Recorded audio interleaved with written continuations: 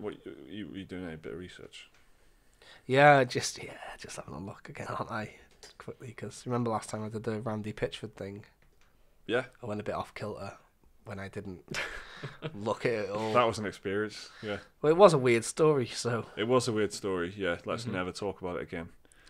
Until he goes down. That'd be my preference. Until it goes to court. Yeah. Yeah.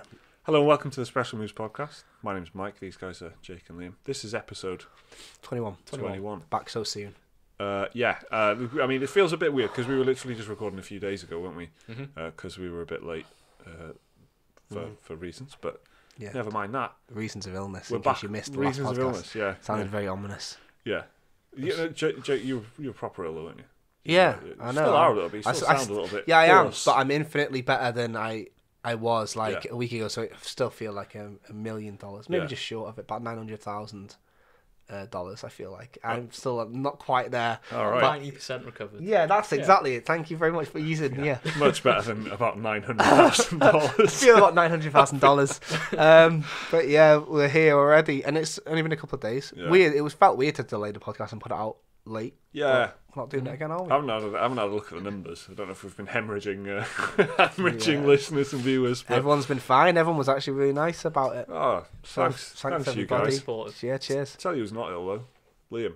What have you been playing, mate? I've been playing Ace Combat 7 this week. Yeah. Because I've been going on about this game for a while now. Yeah. And it's finally out. It's finally there for everyone to play, and it's wonderful. Ace Combat 7, big game about airplanes. It is. That's all I've got on it. Whoa. So, jets, right? Yeah.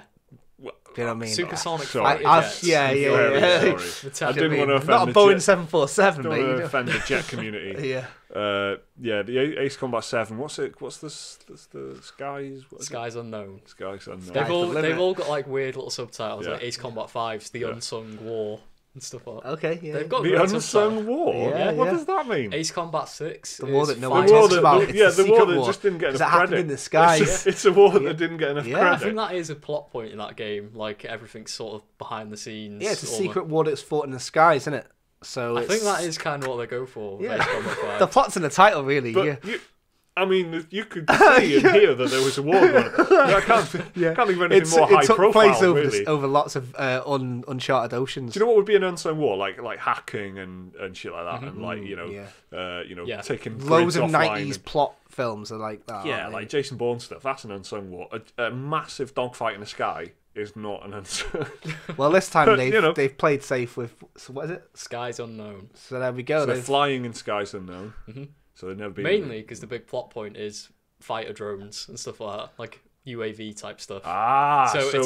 So they're familiar with the skies, but the things in the skies. Exactly. They that's don't know what changed. they're going up against this Right, time. Yeah, because these are humans Mhm. putting their lives on the line Against robots. Yeah, Yep. a lot of drama in Ace Combat. There There is a lot of melodrama. How much have you played? Are you? I'm on mission 9 out of I don't know how many. I feel like it was 20 missions or 15, something around that. So a mission, we're talking quite traditional. Very It's traditional, like level-based stuff where Maybe you finish. 20 minutes, half an hour. Yeah, you finish a level, you save your game, you go on to the next one, or you can quit out. Yeah. Very traditional mission structure, Yeah. and it's just very fun. It's classic Ace Combat. Okay, I don't have many airplane questions. Are you flying from cockpit view or from behind? I am doing the behind view, so I can see the entire jet. Smart. Yeah. Yeah. Can you change? Can you say the classic Ace Combat experience? Yeah, but like a lot of people won't know what that is. Yeah. So do you customize your jets? Can you change your weapons out? They're the questions I want to know. You Like, customize your jets? yeah, like do you know what I mean? Like Like, Need for Speed Underground?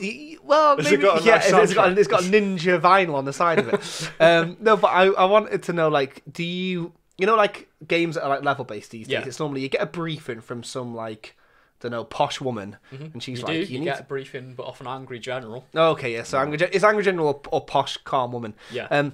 And then normally, like I think what I'm doing here is I've just got Hitman on my brain or something. Yeah. But do you pick your jet for the job, or Yeah. is it like a set one? You pick like your loadout, what plane you want to fly. Yeah, that's what I mean. Like, Right. There's like different skins you can put on it, so you can. I don't. There's probably is a ninja vinyl in it somewhere. I just haven't unlocked it Ninjas yet. of the Sky, baby. Yeah. That's the next That's one. it, Combat yeah. 8. Yeah, Sky. Ninjas of the Sky.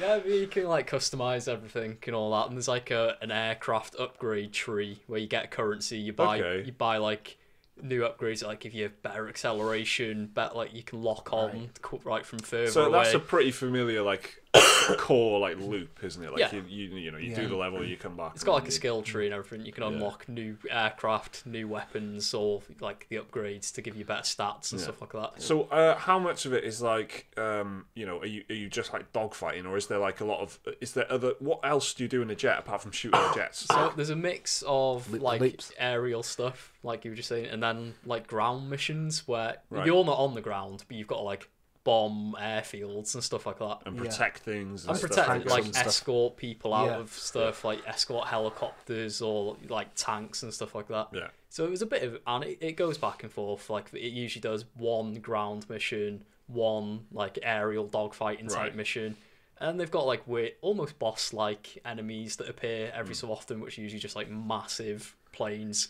that fire out smaller planes. Does happen, is a real thing. I feel like I said this in the last podcast. It's like, called I'm- Arsenal Bird. Oh Yeah, Arsenal. I remember remember that, telling yeah. you. That's it. Yeah, Yeah.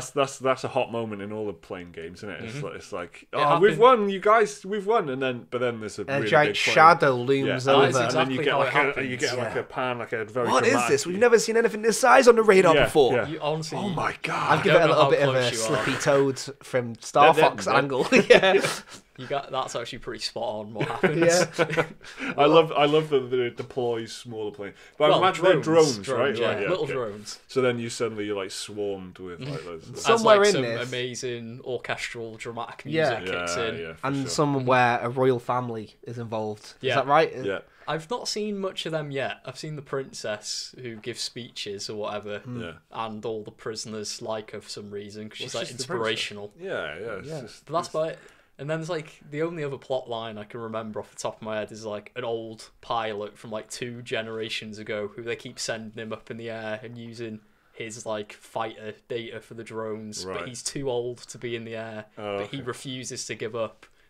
And Right. It's very, very anime, but It's yeah. I mean, I've seen can't- one. yeah. I've seen one screenshot of it, and it does look like it is very over the top. Interesting. It's very silly. yeah. It sounds like it could be fun though. If I'm sure it is. It is. A lot of it lies in the presentation, like Yeah. when stuff like big planes coming out of the clouds out of nowhere, and then dramatic music kicks in. It's Yeah. a lot about like the presentation. I mean, if this was like the exact same game, but Star Wars, I'd be all over it, wouldn't I? Do you know what I mean? Yeah, I'd like if yeah, this was exactly. like X-Wing it has a fighters. bit more and- pew pew sounds in it. and Yeah, that, doesn't I'd be like, this is amazing. Give them the Star Wars Yeah. license, they'll do such a good job. Yeah, let's make that happen. They are so- specialists, so you know what I Yeah. mean when it comes to anything like Exactly. that. So is this a good Ace Combat for like Ace Combat, long Like- timers? Yeah, for sure. This is kind of what they want because the last Ace Combat game was called Assault Horizon, and it was not very good at all. It was Right. more like I think they tried to go for like the dude bro COD player, Okay. lots of explosions, Yeah, lots that- of like turret sections, which is not what people who play Ace Combat want. They want like the flight simmy, but with a bit of arcade thrown in there. Okay. But, I think I remember it's that good. on the thingy. Was that on the 360? It was on that era? 360, yeah. I think I can And remember that. It was okay, but Yeah. for like if you're a big fan of a series, it was Yeah. like really disappointing Yeah. because it threw pretty much everything you loved about the series out the window in Yeah. favour of this like Michael Bay type explosions Yeah. everywhere. Trying to get anyone. When has that ever War worked? crowd. When has anyone Yeah. ever done that and gone, wow, this is now much better than it was before? Yeah. Thank God we went down the There's Michael Bay surely route. got to be an example somewhere, but I don't know. yeah. COD is the only one I can think of. But that's Yeah. the one that did, in video game terms, that's basically the first time anyone really did that, where they had a certain thing going, Yeah. and they were like, nah, let's make this proper, let's make this... If I remember, it was like was it around Modern Warfare 2 they started doing that? Because COD 4 was more like Tom Clancy type. There was a lot Yeah, of sneaking well, about. There was a lot of But Michael Bay moments. there in was it. it was Michael Bayish, and there was plot twists galore. There was, was yeah. like, and they were Is that the one with the slow motion pistol shoot or the slow motion throwing of the knife? Pistol shoot was Pistols. Modern Warfare 4. Modern Warfare 4? What was COD Modern 4, Warfare? yeah. Yeah. And then Modern Warfare 2 was the slow-mo knife throw. And that says Yeah. it all to me. Mm-hmm. Do you know what I mean? That's pretty Bad Boys, isn't it? That's Yeah, pretty exactly. Bad Boys too. Slow mo. Yeah. Okay, I don't know what we're I talking wonder how about. that sound effect's going to translate. I felt like that was Ace good. Combat 7 is good if you are a fan of Ace Combat games, but they're kind of hard to recommend. They are very niche games at the end of the day. Yeah. And I don't know what I could say to get like just general people interested in them. Yeah. If Arsenal Bird's not done it, what's going to... Honestly, I would say like just try and, if you can't pick up like an older one for cheap, because you can get like... Yeah. But not Ace Combat 6. Not Assault Horizon, that was terrible. Ace Combat 6 was good. But Assault Horizon was like they tried to reboot the franchise and it failed. So it wasn't Ace Combat 6 Assault Horizon. No. This was just Ace Combat 6 was called Fires of Liberation. Oh, of course it was. Yeah, sorry. Which it's actually backwards compatible now on Xbox. So that actually could be a good place to start. The last numerical entry. The numerical entries are good. Assault Horizon, not so much. Okay, can't say fairer than that. That's a pro tip of the week. It's just hard to play them all at the minute because they're not really on any of the modern gens. Yeah, I think I remember playing Ace Combat 3 or something. That was the last one, and that was probably PS2 or something like that. So at PS1, that would have been Ace Combat 3. Ace Combat 4 was the first PS2 one, and that is considered one of the best ones. Well, thanks for that, mate. Yep. Jake, what have you been playing? I've been playing it's like this little indie thing on Switch called The Long Reach. Right, what a surprise. Tell me more. It's like some Ukrainian pixel art horror game that, don't know, I went in there with no expectations. I ended up really, really liking it. I'll divulge some more information, I suppose. So far, this is like a Jake. Can you? It's like an algorithmic response from Jake. It's a Ukrainian horror. It's a yeah, game of course it is. You've probably never heard of it. Yeah. So I don't know what happened really. I was playing. I fancied playing something on the Switch. Yeah. And I actually had this. I think we were giving it on Keymailer months ago, and I just sat on it. Didn't want to really play it. Because when I first got my Switch, I got like a slew of AAA games. Yeah, I've been playing Donkey Kong for 6 months straight. Anyway, so I'm like done with Kingdom now. So I wanted to play something that wasn't a massive first party effort, and I quite like the pixel art style on the Switch. I think it looks really good. So I've got Long Reach installed, and it's one of them games where it's like a bit of a sort of, it's not point and click because you are moving on the 2D plane, but it's like you can't attack any of the monsters in it. You have to run and hide, which normally I'm like sick of that. And it takes part in a bio lab, normally quite sick of that as well. And then it's like to progress, you've got to just put the thing in the thing. So it's like you've got a red cloth. Try red cloth on sink. Oh, the cloth wasn't red after all. It was a regular cloth and it was blood. Blood. You block the sink with it and then it floods the room, which causes a lockdown, which then will unlock the magnetic strips on the fridge so you can get into the fridge to get the thing. Stuff like that, use a bit of plastic on a bit of glass and it breaks. It's a lot of that. Click on the thing. It's also really like Resident Evil, Silent Hill type puzzles. Yeah. Just lots of you trying items on different things. Exactly. But take away any combat. And so this is the thing, right? So I tweeted them when I finished the game because I was very pleasantly surprised with how well they did it. And they replied saying, I hope it was scary. And I didn't reply to them because I actually played the whole game on mute. And it has quite a few jump scares in it, but it's pixel art, so it's hilarious that the jump scare will be like a dog. So there's 5 brown pixels, a black pixel, and a yellow pixel. So the fear is driven fully by the music. Yeah, and then I occasionally when I went into the kitchen or whatever to get a drink, I'd turn the music up a little bit because the girls were watching telly and I didn't want to disturb them. So I turned the music up when I had some time, and it was really atmospheric and cool. It was like a lot of nice long attack synth sounds, so like, you'll know what I mean. But it was very, very well presented. It's got an interesting way of telling the story. It's not in chronological order actually, which throws it off a little bit. And then it's got this unreliable narrator thing that sort of becomes more and more apparent as the game goes on. It has this like the best bit about it is it's this one point where it goes doom. Like it's just you're in an elevator, a guy starts tripping out, and then all of a sudden the game becomes first person. And you're like, whoa, picks up, and then it takes it away from you again. But there's a couple of bits like that they do lots of interesting things like that where you'll start seeing things, or like I'm saying, your character starts having fever dreams. It's basically about you're an employee of a lab, some virus has got out, yada yada. I know it's the most uninspired sounding thing. How it handles it at first, it starts off with like a prologue, and you're a guy in a shop, and there's like a zombie outbreak, and then it goes to how the outbreak thing happened or whatever. Yeah. it's got a good ending. It's story-wise, it's as strong as you want. It's like a nice little short novel. Like it's good. I've been having a look at it. I mean, to be honest, I'm kind of the same as you at the moment. I would really fancy like a big Nintendo eShop sale for like indie games, but like good indie games, because there's a lot of dross on there. But like there really is. Some, so I would really like someone at Nintendo to like handpick like about 50 of these like indie games. There's got to be something that can be done about it. Yeah. Just all like the creative spotlight thing. People keep saying we should have one on Steam, and I'm thinking, yeah, but imagine if we had one on the eShop. Innit? Yeah, I mean eShop would be all over it. I reckon. I think that the thing to say about this game is that I got it for free, so I'm not sure how much the price is. But when I went, it's quite cheap, Well, when I went on Twitter to find them, it was like they I don't think they've done very well from it, because all of their tweets are about it's 75% off on the Switch. It was on the 28th of December, 75% off, 75% off on PS4. But let me try and I'm going to be conservative with this. If you spend about £8 or lower on it, you'll love it. It's quite short. I think that's about right. I think that's what it is. I think like when it comes to like IQ intelligence, I don't think I'm that high really, so it took me about 2 and a bit hours to do it. If you were really smart and your logic was there, that sort of mental logic, not like whatever else, whatever types of intelligence you can have, you immediately know where that's going to go, then you could probably finish it in short of 2 hours. It took me a little bit longer because I'm a bit of a dawdler, so it's quite short. And it took me a while to figure out that, well, there we go, I've actually spoilt the hardest puzzle. At one point you flood the thing by putting a cloth in the sink, so who knew? I thought he was just going to wash it, to be honest, and maybe uncover something, but in fact like it ended up clogging the fucker.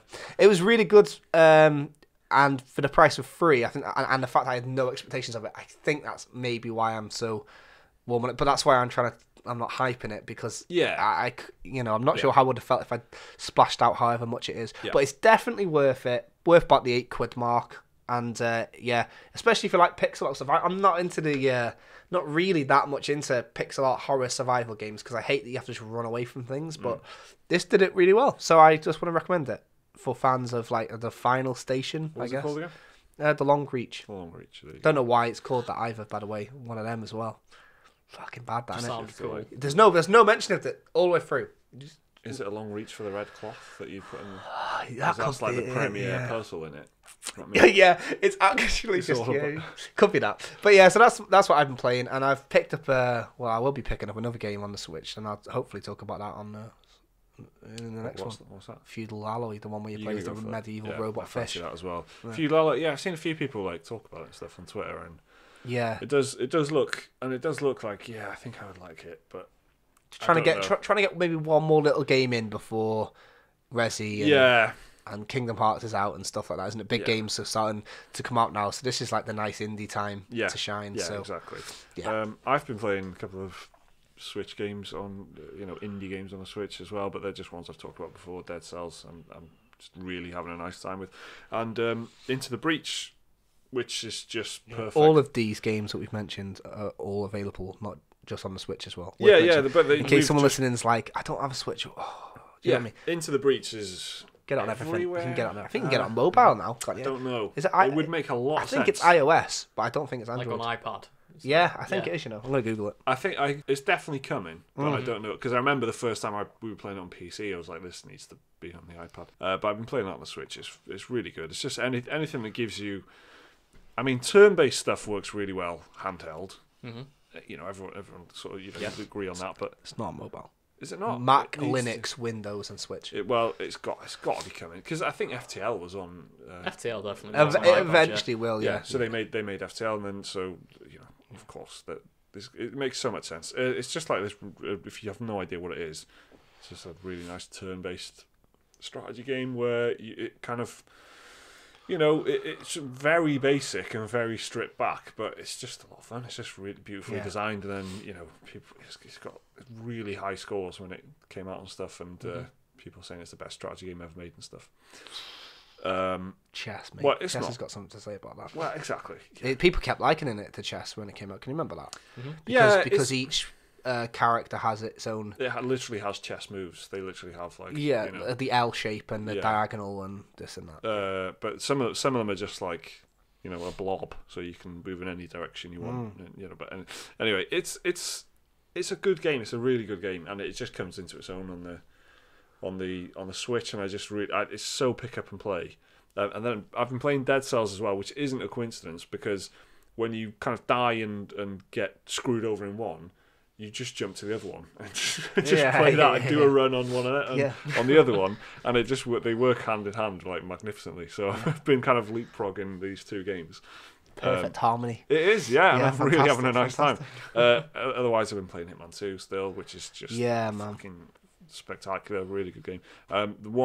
Someone asked me in the comments what my favourite Hitman level was. They were, yeah. And I can't decide, because there's some really good ones.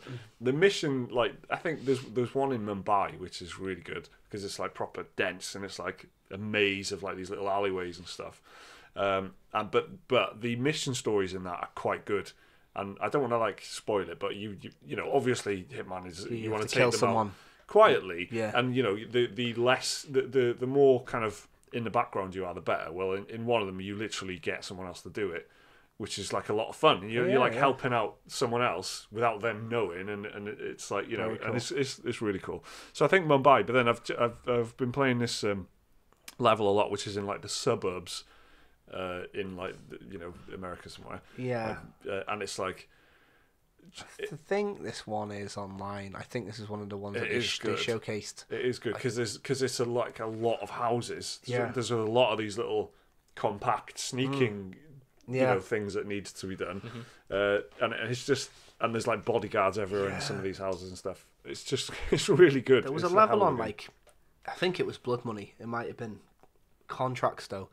And it was like that in the suburbs. I think it was Blood Money. I remember that one. Yeah, and because you can climb up the treehouse and snipe the person into the pool, or you can go through the house, but there's security there, and there's all sorts of things. But because you can go to the other houses and get through that way. And I remember that level standing out, and that in this new engine, I suppose, is a match made in heaven. It looks good. It does look good, but I would never say that it's like a stunner of a game or anything like that. It's just, I think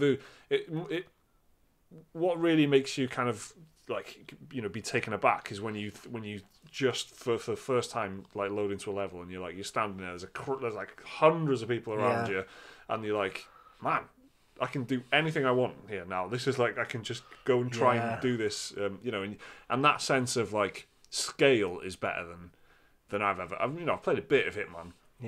But I've never have felt that kind of like, whoa, I've got loads of options here. This is proper, and I guess the engine and stuff plays a big part in that, because it feels like a big every area you're in feels like busy, and there's loads going on. It must take up a lot of power and space, which is why there's only so many levels, and you have to keep replaying them. Whereas like on another Hitman game, you'd have maybe like 14, 15 levels, because I don't think they could fit 14, 15 levels in without making it like an obscene size. You know, the variety is great as well. So you'll have like your area of whatever it is. Like the first one, for example, is a racetrack. And it's this big race day sort of thing. But then there's like a really tall, big sort of corporate building which is kind of adjacent to this event, where there's like a big tech demonstration going on. It's almost like a showroom thing, isn't it? And then you've got like this coastal part of the thing, which is kind of so there's a sort of seaside bit, and it's just, I don't know, there's just, and you unlock, don't you, through playing, like the ability to spawn and start there. So you can see it from literally a different angle, and and you can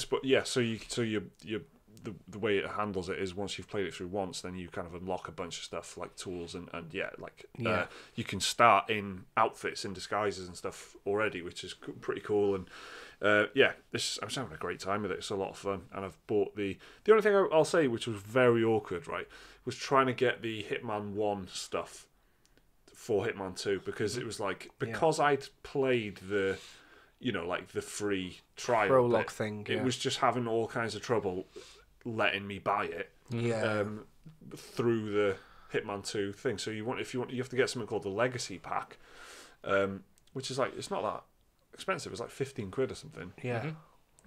just not on sale. Just that's how much it was, and I managed to do it eventually. But you had to go through a very specific set of menus to make it happen. Without PlayStation. There's guides on it, isn't there? Yeah, online. But without PlayStation going, sorry, you can't. This isn't available. Yeah. And I thought like there was a problem that they hadn't listed it or something, but it was just that I had to do it a specific way. So that was a bit awkward. But otherwise, yeah, it's really good. That's good. Liam, you've also been playing Travis Strikes Again a little bit. I did. I played like hour and a half maybe. The first like chapter or whatever of the game. So this is also a Nintendo Switch game. It is. It's a Nintendo Switch exclusive. Yeah, and it's a sort of like hack and slash. It is. So it's a bit of everything. So it's from Suda51, who, if you watched our Thursday show or our show, I did a bit about him when he turned 51. Yeah, and he's just like sort of like mad, zany game designer. And so this is his first directorial effort in I think like 10 years or something, right? Because he's like been overseeing the company instead of making games himself. He's been out of the game. He has, but now he's back in the game with Travis Strikes Again. And so it's like a spin-off of the No More Heroes series, which you might have played on the Wii many years ago. I heard of it, but I didn't play it. Yeah, it was one of those like underground games that people were like, if you have a Wii, you've got to play this. But everyone who owned the Wii was like 8 years old and just played Wii Sports, Yeah, right, or Wii Fit or whatever. But yeah, so, and the gameplay, well, the conceit of the game is you play as Travis Touchdown, his actual name. Sick. And he's the main hero, or he's not a hero really, because there is no more heroes, is there? Yeah, there's not. So, you play as him, or you can play as a second character called Badman. Not joking. That's sick as well. That's what he's called.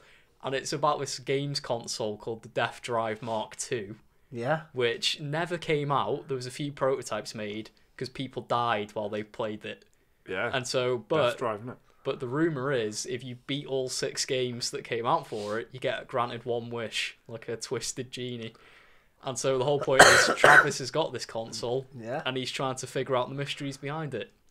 And so you get pulled into 6 different games, and yeah, you've got to beat them all to get a wish. People have been raving about this, haven't they? Yeah, because this sounds interesting. I'm already interested because I want to know straight away. You know the 6 games? Yeah. Do they play like different games? Do you know what I mean? They have segments in them that do. So there's one that's like a racer, and you've got to do like, I think it's like a motorbike drag race. Yeah. There's one that it's like a third-person action game, so it plays like a bit like a boss fight from Fury. If you ever played that, that little game. And then I can't remember what the other ones are, but they all have got their own they have genre. their own styles and genres. Flavour of gameplay. That's cool. And then in between, because you have to unlock these games after you beat one, and it goes to like a visual novel type. Looks like an old Apple II computer, Oregon Trail type thing. It's just like a visual novel where you got to sit and read through it, and then you get this and you go back to your trailer and you get to play the game. But other than that, the main gameplay of it is a pretty standard hack and slash. So you got like light attacks, heavy attacks, a dodge roll. You can use different skills, but it's done from like a top-down Hotline Miami type perspective almost, and you get like swarms of enemies coming at you. And that's what the game is most of the time. It's like a hack and slash. And then occasionally it throws these little like genre twists at you. They managed to pull you away from Ace Combat 7, Skies Unknown. It is, yeah. So Well remembered. Well remembered. So that's got to say something for me. It must be, even if it's just an hour and a half. It came out on the same day. Yeah, exactly. And I was torn, like, what do I play first? Yeah. So there's got to be something to it then. If it was, it's fun so far, like, because there's nothing quite like a Suda51 game, really. His games are very unique, and so he's got like a very self-aware sense of humour to it. Like, there's a part in the game where Travis is thanking the developers of the Unreal Engine 4 engine for letting them make this wonderful little game that he's in, and it's got this like very self-aware fourth wall breaking humour a lot of the time. Okay. Like, there's a part where he's talking to you, the player, and then the villain says stop trying to butter up the player and shit like that. But it's good. It's good so far. I've been having fun with it. It sounds like really unique actually, which is pretty. It's unique. Is certainly one way to describe it. Yeah, and it sounds like it's one of those games that's like making the most of like, the medium of video games as well. Oh, for sure. You can't get like this. You can't, portray that as like a film or anything. It has to be a game. So that's cool. So there's just a bit of news as well that we want to talk about before we do Dear Special Moves. Atlas, the game. The pirate MMO. Now, there's quite a lot of... There's so much about this that's happened in the past 3 weeks since the game came out that I'm struggling to keep up. So I've got my little notes in that here, which I'm just like going to have to rely on pretty heavily. But quite a lot of people will be aware of Atlas. And if not, it's an interesting enough listen. You'll be like, oh, this sounds weird. And it's because it is. So there's a game, Ark, Survival Evolved. You've probably heard of it at some point. You would have maybe seen it on Steam or something like that. You guys know it, right? It's the big survival crafting game that's got dinosaurs in it. Yeah, dinosaurs, that's what I was trying to say. And yeah, it came out in that time when Rust and stuff was all popping off. And yeah. It really carved one of the more successful ones. It was actually, considering, because it was a very janky, buggy, bit of a mess when it first came out. People were talking about the grind, people were talking about how unfair it was that other players can destroy your stuff. But for some reason, it just... Loads of people played it, didn't they? It just, the numbers were huge. There wasn't anything quite like it, I guess. Yeah, exactly, and it's got this unique proposition. I've watched quite a lot of gameplay of it, and it seems like a game. It's like cool to watch. I don't think I could ever put the time in because it's like MMO numbers you've got to put in to get stuff out of it. Yeah. To really get the most out of the high level stuff. So Atlas is it's in early access MMO by the same people. This is like pirate themed though. Hugely pirate themed. Not a bit. Yeah, hugely pirate themed. Yeah, it's not like light pirate elements and a lot of dinosaurs. There's no dinosaurs and it's just pirates. Now you might be thinking, well, yeah, it's a separate game, but people data mined it when it very first came out on Steam and found that this was originally going to be a big bit of DLC for Ark, so it would have probably been significantly less piratey and a bit more themed with. Yeah, I guess the sort of primeval looking stuff. If I remember, someone discovered if you do a keyboard shortcut on the PC version, it just brings up the Ark main menu. Oh, right. Yeah, so it really was a design for that. But they've released it as a full price game of its own merit, which had a really weird launch. It was supposed to be out on like the 13th of December. Then there was just no word of it. People were like, and I'm sorry if this sounds offensive, but people were dressing up like twats on Twitch waiting to play it. Do you know what I mean? Proper made a big thing out of all their followers were on. They had eye patches on. The game just didn't appear. Then the next day. That's quite funny. The 19th of December, they, Grape Shot Games, the people so they're kind of a little subsidiary company. That's right. Yeah, that's of the Ark. Of the Ark, the main Studio Wildcard. Yeah, that's it. Wildcard. Yeah. So anyway, the 19th came about. They said we're going to release it. People dress up again, like twats. Didn't happen. Then, because of all the people dressing up like twats, they said, "Look, sorry everyone." Stop dressing up. No. They said, "Dear everyone, it's dressed up. Sorry, we're going to release this game exclusively to the streamers." One day early on the 21st of December. So they did, and then on the 22nd of December, the game came out for everybody. Yeah. To huge negative response. Oh. Really buggy, really horrendous after, not really explaining why your game was released on the 22nd, not the 13th, and all this. So, whatever. The little game that could somehow managed to become the 13th most played game on Steam this month. Mm-hmm. It's doing well. It's getting numbers in. People, just like Ark, they're really seeing past the bad. People thought it was, people were... They're probably getting a lot of crossover, aren't they? They're probably getting a lot of people who are playing a bit of Ark and like, I'll try this. Well, like you said a minute ago, there's nothing else quite like it, is there? So now that there is something quite like it, but different enough in the sense that it's got this big Sea of Thieves type thing, but with stuff to do in it, that it's going to pull some people over. So yeah, it's carved out already quite a substantial fan base. The story though is this: that was all pre-ordered, by the way, everyone. Strap in. Yeah. So there's this like hacker group called Black Butterfly, and they got control of an admin account on Atlas, and they really fucked up the servers. Yeah. So there's footage of streamers playing the game dressed up as twats.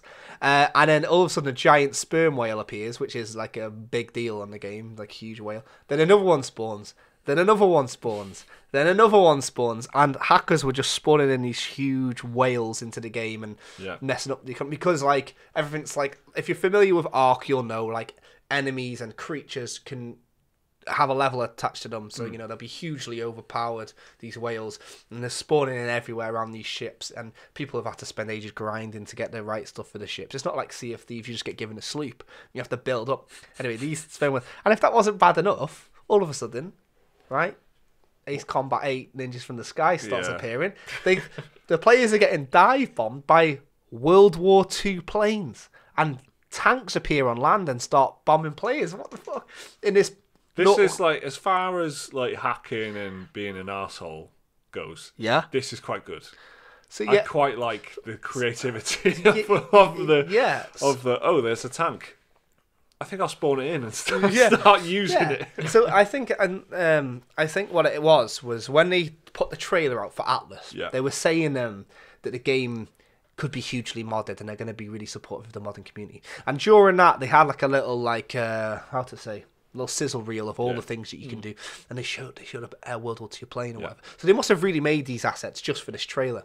But because his admin account had been compromised, they had access to it. It was actually in there. So anyway, they started putting planes and tanks in and destroying other players, and the game's gone down.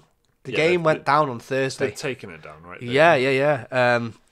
Grape Shot themselves have done it, and then they've had to do a rollback of everyone's progress for those 5 hours. So even if you weren't affected by the sperm whale invasion or the great Pearl Harbor, spontaneous, then it'll go down in history. That day. But even if it wasn't affected, you've lost 5 hours. So imagine 5 hours is like a good gaming day, like a Sunday. You play your 5 hours. Anyway, it's all been rolled back. No warning at all. People were absolutely upset about it. They were in like giant snake territory, whatever that means, and their ships just went down. They spawned in by themselves, got levered. Atlas community manager has said what happened about the admin account being compromised, and the appropriate steps have been taken. What do you think about this, Liam? For MMO to go down is a pretty big deal. It's pretty serious, for an MMO to be taken offline. But I think, I don't know. I mean, should they have released the game in this state if they left World War II planes in it? The phrase "questions should be asked." Not one I enjoy saying, but it's a little bit. I understand that it could a compromised admin account could happen to any MMO. It could happen to Warcraft, Final Fantasy, Guild Wars. It could happen to any of them. Yeah, but it's just. But it didn't, did it? It happened. Part of me feels bad for all these people that lost their progress, because that is a massive kick in the teeth. Losing 5 hours of progress is not fun for anyone. Yeah. But just the thought of World War II planes appearing in a naval battle of pirate ships just makes me laugh. It's the reaction of the Twitch streamers is pretty. It's like all of that sort of them just going about their piratey business and then suddenly being in their pirate costumes. Then being yanked out of it, going, Spitfire what the hell was that? Yeah, I mean, but you can't help but think that they're thinking this is making a great stream. Do you know what I mean? It's helping them, and it's helping the game. But there's no consequence so far for Black Butterfly, the name of the hacker group that are doing it, and Atlas players have already moved on to the next complaint, which is stuff that's happened in Ark. They're really finding stuff to complain about. If you're an Ark player, this might mean something to you. If not, just take my word for it.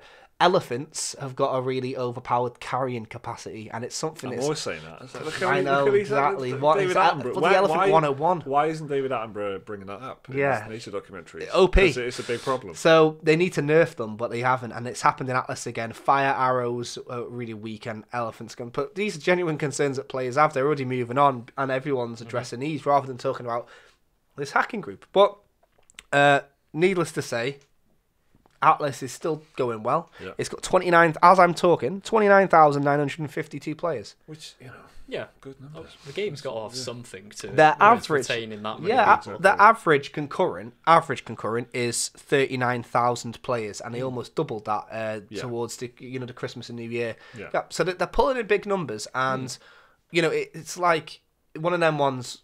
Like I seen that PUBG was the biggest earner last year. Did you hear about that? PUBG is the biggest. Outperformed every other game.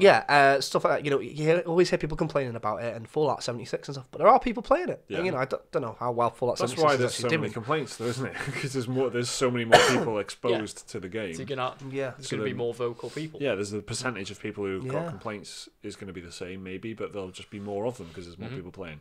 So that's a pretty interesting story, I guess. It sounds like it's going to be quite a successful game to me. Like regardless of all this, I think once it's had a bit of work, bit of patching. Yeah. And as far as they'll bring it to the other platforms and stuff. Yeah, and as soon as it's on like PS4 or Xbox. And it'll come out broken, and everyone will kick off, but everyone will play it. So like no one's doing anything to stop them. So they'll carry on doing it. When the numbers are that big, it's just promising. I think it's like word of mouth spreads, even if it's even if your mate is going like, I've been playing this thing, it's all right. Like it's not, it's really buggy.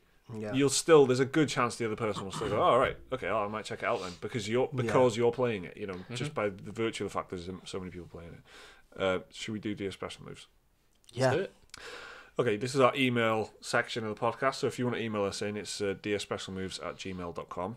Send us your questions, your comments, your criticisms, if you like, your objections to things that we've said. Send us anything you want. Emails that that we could read out on the podcast, and they've been pretty good. They have been pretty good, like since we've started doing it, and that's why we've kept doing it. To be honest, because if we'd started it and it was like crap, if it was a crap standard, so you're a credit to yourselves. You're a credit. Yeah, very good emails, everyone. Keep it up.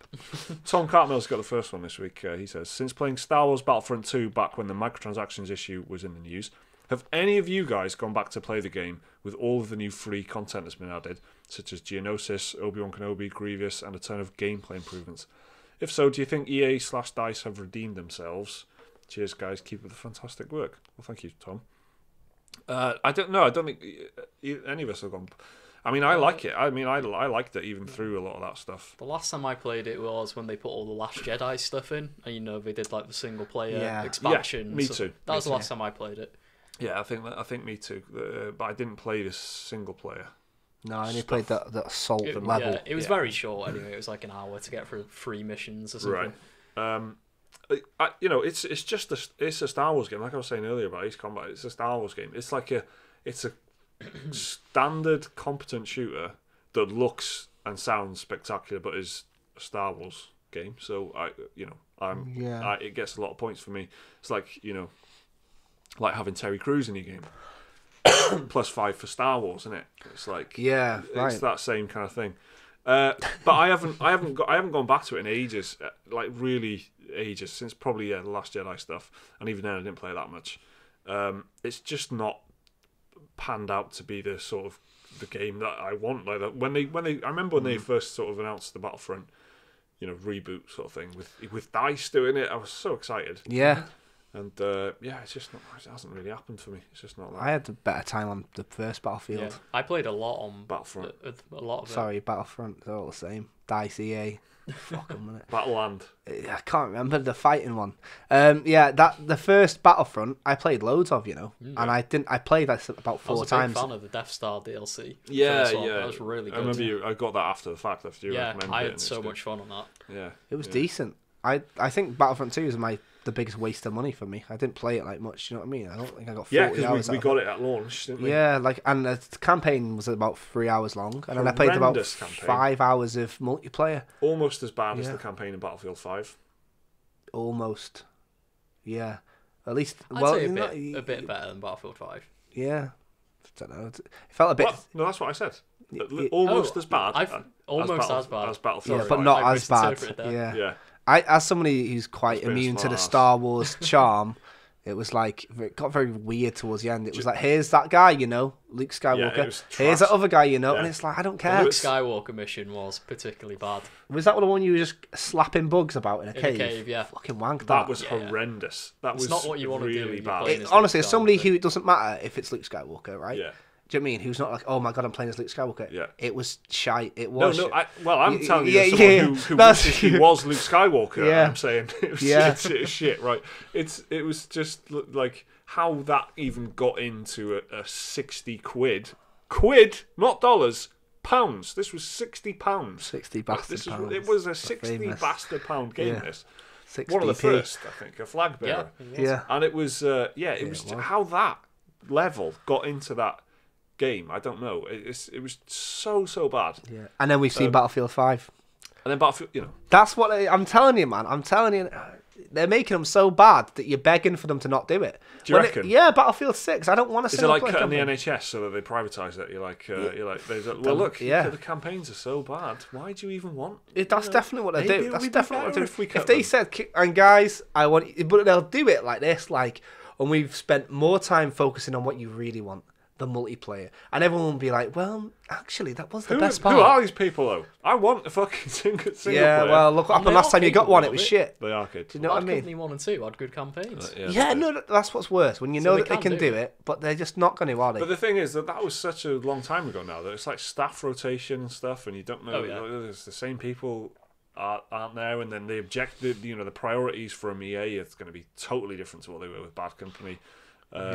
So and here's the heartbreaker as well, and this is the thing that people are talking about a lot now, isn't it? It's like this is one of 4 Star Wars games that EA has done because they've just cancelled another one, or they've recalibrated it or whatever they said, but they've cancelled the open world Star Wars game in favour of basically a smaller project.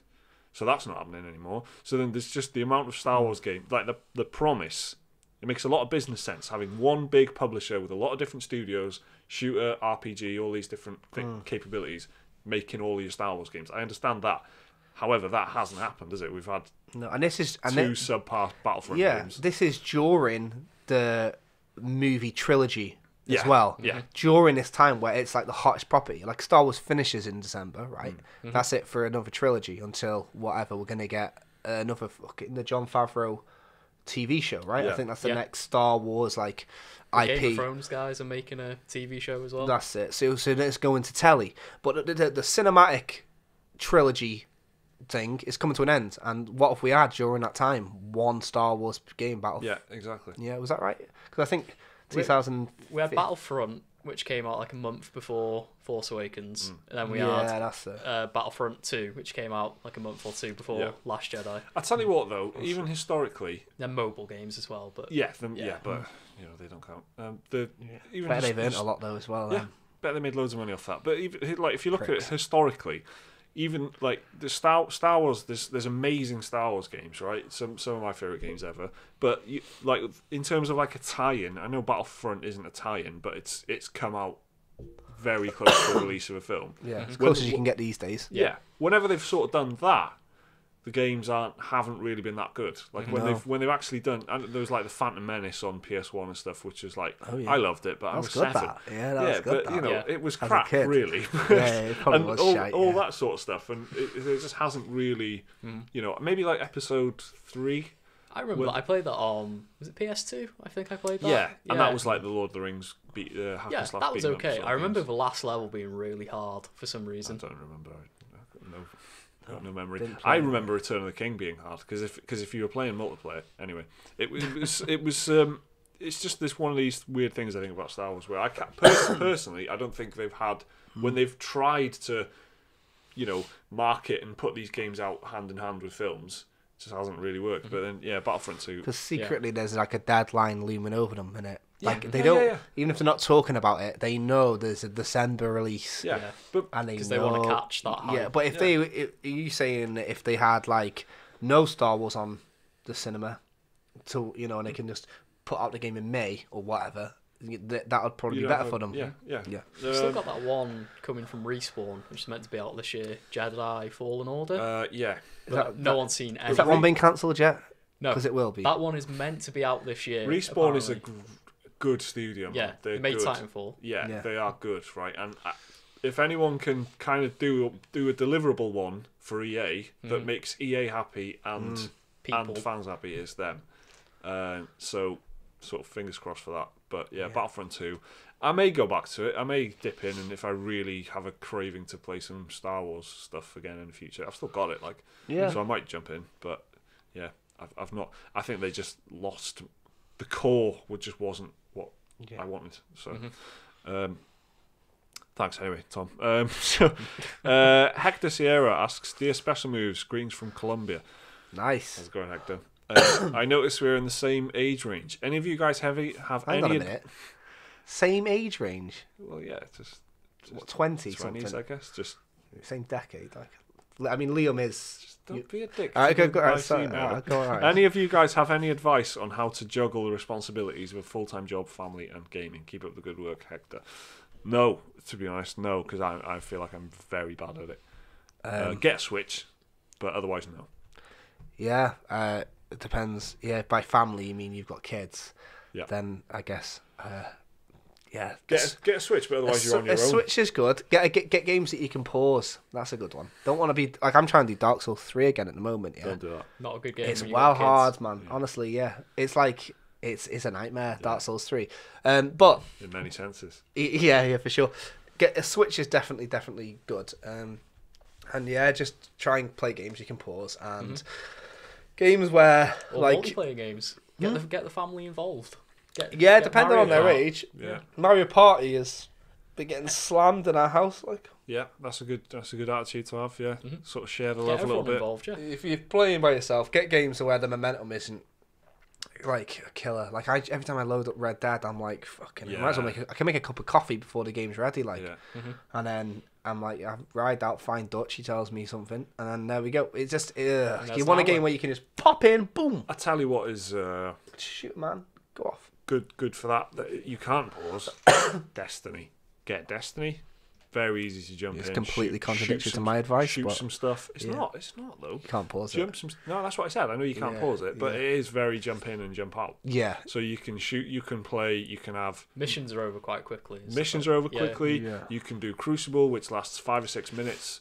Yeah. You've got a lot of options for what you want to do, and even if you're just chipping away a little bit at your character, you feel like you have got somewhere. You numerically you always leave with some progress, which is not in contrast to Red Dead Redemption. Yeah, you can load up for 45 minutes, get in the game. You can walk around camp. Yeah, talk to 2 people. If 2 missions that you happen to do aren't of any significant value, it's a waste of a gaming session. Yeah. Like you load it up. That game is made for long gaming sessions. Sometimes you just exactly. Sometimes you'll hop in. You'll do 2 missions that just happen to be shite, and then that's you. But then you can jump. You might not even do the missions. You might just get snagged by NPCs who want to talk to you and stuff. You might need to do some basic maintenance of your horse and things like that. Exactly. And clean your to guns. Town, get some ammo. Yeah. Exactly. You haven't got stuff, so it's a lot of hard work. It's mad. So games you can pause. Get a Switch. Play Destiny. Anything else? Any other? Just hot tip? Oh yeah, get your family involved. Yeah, family games. That was a good one, Liam. Like party type stuff. Yeah. All the best. Hello, Mike, Jake, and Liam. One of my favourite games of all time is Okami. Its unique art and paintbrush gameplay have always impressed me, and I think that it has aged remarkably over the years. Just last summer, Okami was brought over to the Switch. My hope was that the game would sell like hotcakes and lead to the development of a proper sequel, but alas, there is still no word of an Okami 2. I simply do not understand why this game, which seems well suited to appeal to a mass audience, never got the fanfare that I think it deserves. Why do some mass appeal games, especially those with high critical praise, fail to achieve mainstream success? Best wishes from Canada. That's from Second Lieutenant Philip Raffuse. Thank you for nice your one, service. Phil. Whatever they say. Is that what you're supposed to say? Oh, fucking, I don't know. American thing, that, isn't it? Yeah, I think so. You're thanking everyone for their service all the time.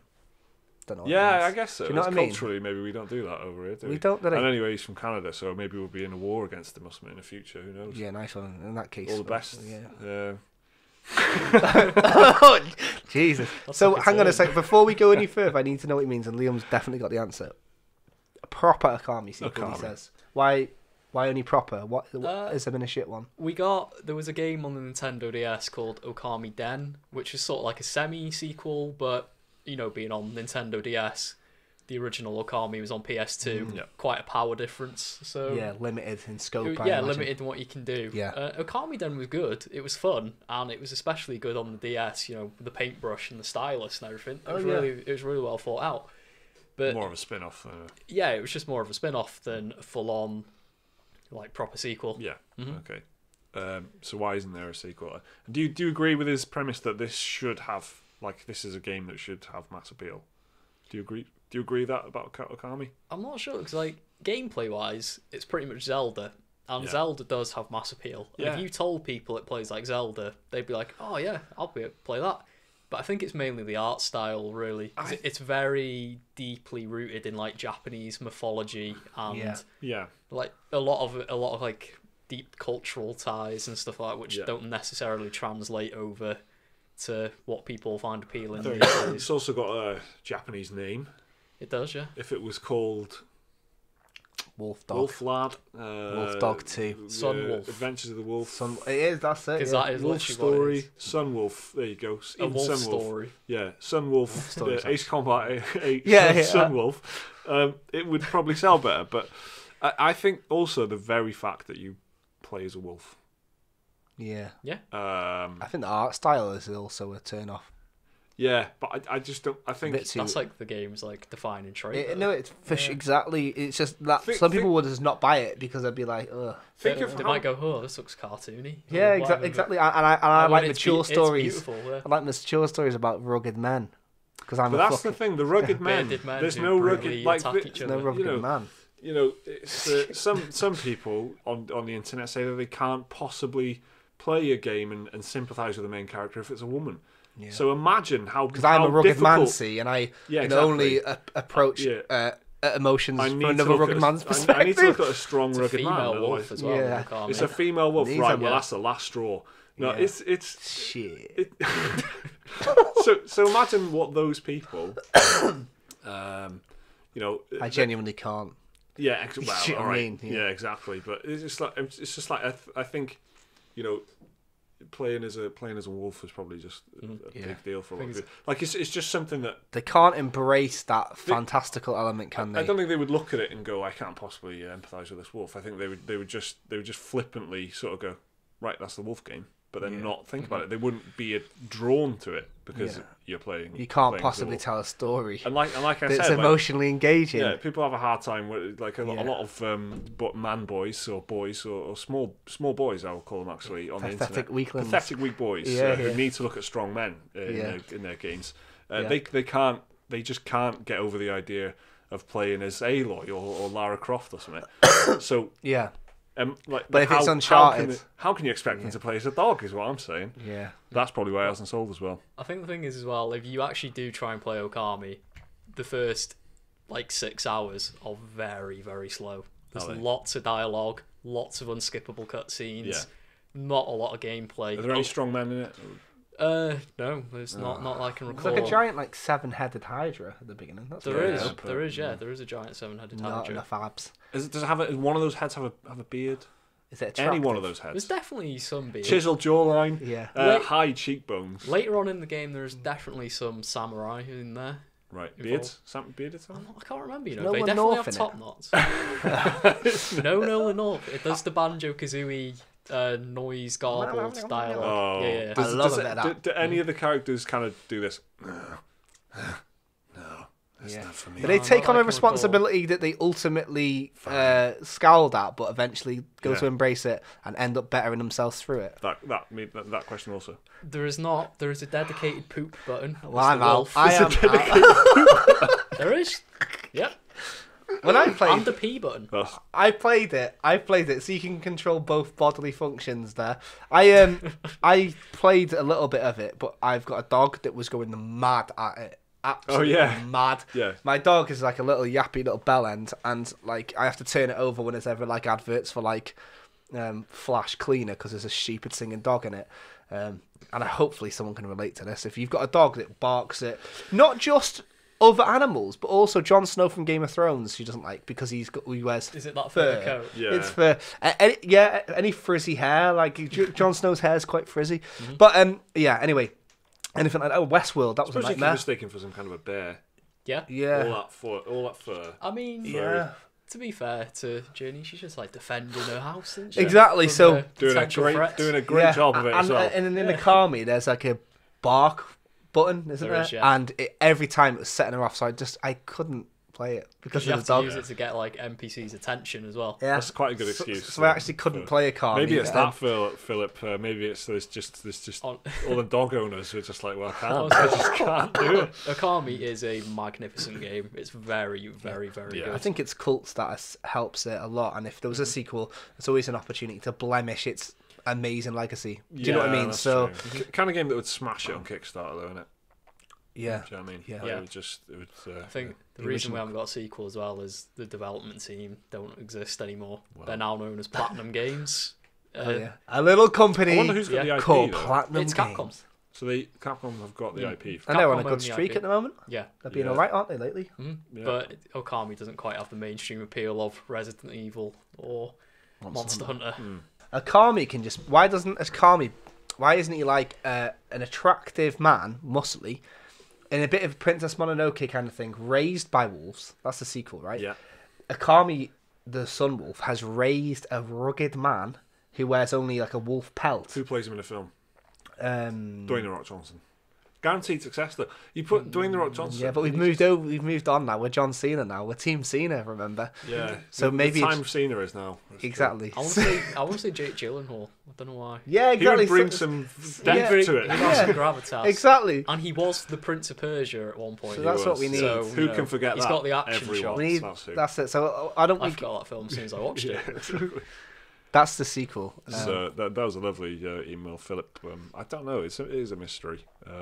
An Okami sequel would be great. I'd buy it. Yeah, but then again, I wouldn't rule it out. I wouldn't rule it out. I don't think it's don't think it's impossible. So let's do the new releases before we wrap up. Then, so obviously, Resident Evil 2 is out this week on PS4, PC, and Xbox One. Towards the end of the week, yeah. Friday, January 25th. Okay, that'll be my entire weekend. Resident Evil 2. Yeah, I'm Guess what the next podcast's going to be about? Well, no, that's true. But I've got. I'll have finished it at least once. Yeah, I've got quite a heavy day. I've got quite a heavy day in work on the 25th, and I'm like, but I've got the old Resi 2 pre-ordered, so hopefully that'll come. Well, hopefully it'll come on Thursday, so I can install it. And but who knows? I've got it on Steam, so I don't know when it unlocks. Steam usually unlocks quite late, like 6 p.m. because of American time. You went for the PC version?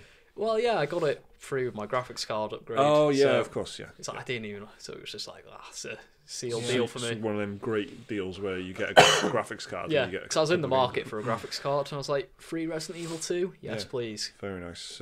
Jake, what are your plans? What are your Resident Evil plans? PS4, I think. Yeah. Yeah, I reckon so. Played Resident Evil 7 on there. I like the controller better. Than like an Xbox. You getting it on launch? You getting it? I don't know, because I work a lot of Fridays and Saturdays. Yeah. So if that's the case, there's no point me getting it then. But I'm going to go into town. I live near a town that sells it, and just probably get it there. The thing is with Resident Evil though, is because it's an old-fashioned sort of game. You can play like 3 hours and make a bit of a dent in it and get. You can, yeah. To be fair, got 2 campaigns to play through. Yeah. Yeah, there certainly is 2. Yeah. Apparently they're 10 hours long each, is what the developers have said. So it's a good chunk of game. Stuff, depending entirely on my work rota, which I don't know what it is yet. I'll maybe play it on the day. Maybe I'll wait till the following Monday. Right. So yeah. So I'm looking forward to that. Big Star. We've also got Life is Strange 2 Episode 2, which is out on PS4 and Xbox on the day before. Yeah, on I'm the quite Thursday. looking forward to that. I played the first chapter months ago, like August or whatever the fuck it was, and it was. Was it good? Yeah, it was decent enough. Yeah, and then we all played the Life is Strange 2 prequel thing. Yeah, yeah. Oh yeah. It's Captain Spirit. Yeah, so I'm excited to see. It's going to be on Game Pass, see. So that's why I'm looking forward to it. The first episode of season 2. Oh, that's confusing to say. Is on Game Pass. Yeah. So get that if you want to play it. You don't have to pay for this. It's literally just waiting for the next chapter. Yeah. And I did rate Life is Strange. So yeah, I'm looking forward to the next chapter, especially because they're doing something else. So yeah, I just because I played it and it was like I don't know. What I feel is. More than ever, the momentum of these games suffer. Like when it happens, what was it called? Life is Strange. The Captain. Before the Storm. No. Oh. Captain. Awesome Adventures of Captain Spirit. Whatever his name was. Yeah, him. That happened in about June, right? Played that. That was like a little morsel of a game. It was about an hour long. Played that. It was whatever. Second chapter. Played that about 3 months ago. Like before we even made special moves. Yeah. So here we are, months and months later. Yeah. And now I'm finally getting to play the next chapter. So imagine like reading a book and just reading chapter 1, putting the book down for a couple of months. It doesn't really work for me. That no. So I'm not sure what they're going to do with chapter 2, 3, and so on, and the time frame between them. But hopefully there won't be months between, because I forget just how frustrating it is. Yeah. You know, the only time I've seen episodic work, in my opinion anyway, was Resident Evil Revelations 2, where they did them. I think it was like one a week or one a month. Yeah. But they had the whole, at that point, it's just like, we've got the entire game ready. Why not just release the entire thing? Yeah, exactly. But that was a bit weird, but it worked. Yeah. Because I was always looking forward to the next episode. Yeah. So I'll be picking up anyway, but just, and I'll probably enjoy it a lot more, because this is what I'm going in like. I'm going in like expecting nothing and being like, but it's got to be a refresher. There will be, exactly. There normally is. They're normally quite good with it, and so let's see what happens in it. I'll see how they progress the story, because it's got good potential there. Okay, and on January the 23rd, we've also got At the Gates, which is a 4X strategy game on PC, which is from, who is it? The guy? Civilization guy, fella. I do like a bit of 4X strategy, but I haven't played a great one, in my opinion, in a while. I haven't got into a great 4X game in a long time. I've kind of fallen off Civilization a little bit.